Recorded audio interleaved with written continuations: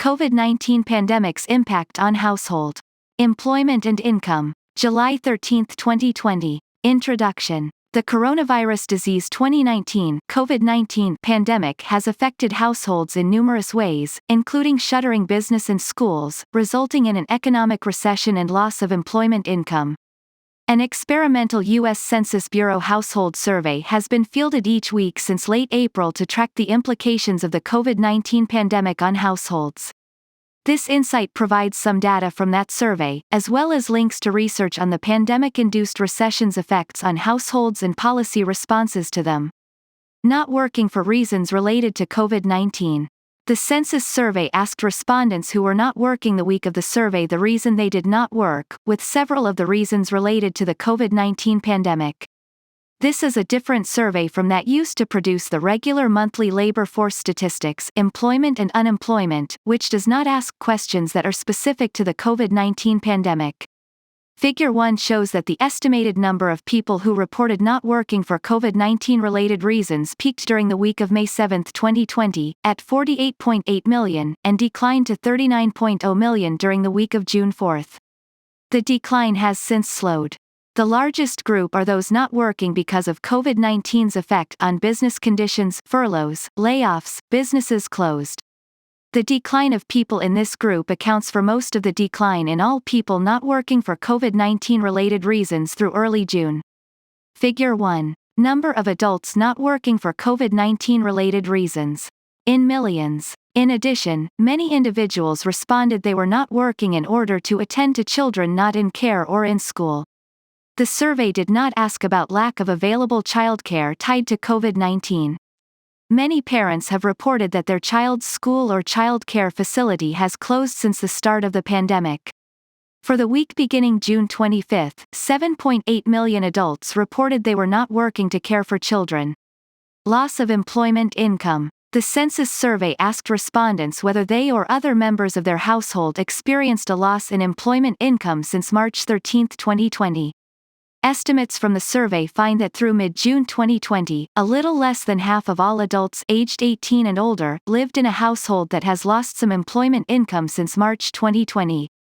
Additionally, this income loss has disproportionately affected those who were in households that had lower income in 2019 or who were not white or who were Hispanic. Figure 2 shows the percent of adults living in households that lost employment income between March 2020 and mid-June 2020, by their 2019 household income and family type. Among all family types, but particularly among families with children, those who lived in households with lower 2019 incomes were more likely to lose employment income since March. At the same time, employment income loss was widespread and occurred in all income categories. Some individuals also lived in households that lost employment income, though rates among this group were lower than those for adults living with children or who were under age 65 and not living with children. Figure 2. Percent of adults in households that lost employment income since March 2020, by 2019 income category. Figure 3 shows that, as of mid-June 2020, almost 6 in 10 Hispanic persons were in households that lost some employment income over the 3-month period. More than 50% of Black and multiracial individuals were in households with employment income loss.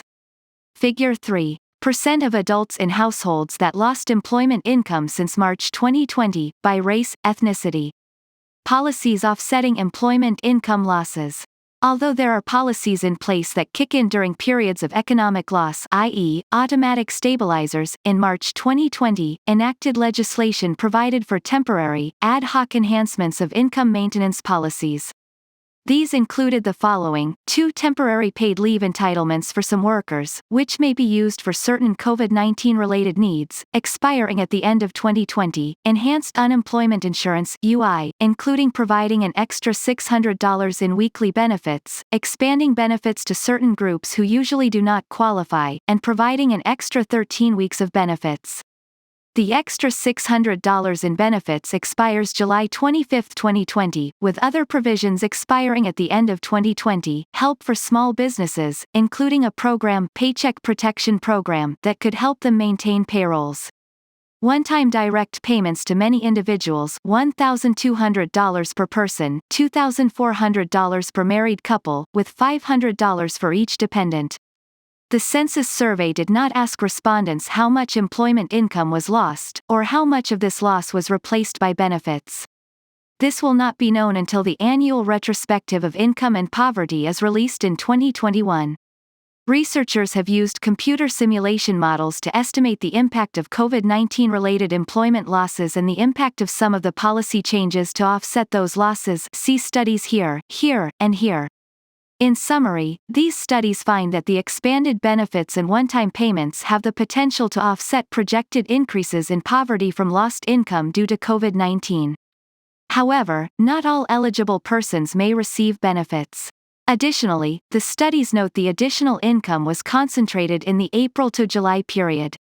Income and poverty will continue to be affected by changes in economic activity and the degree to which temporary and permanent income maintenance policies offset lost employment income. Author information: Jean Falk, Specialist in Social Policy.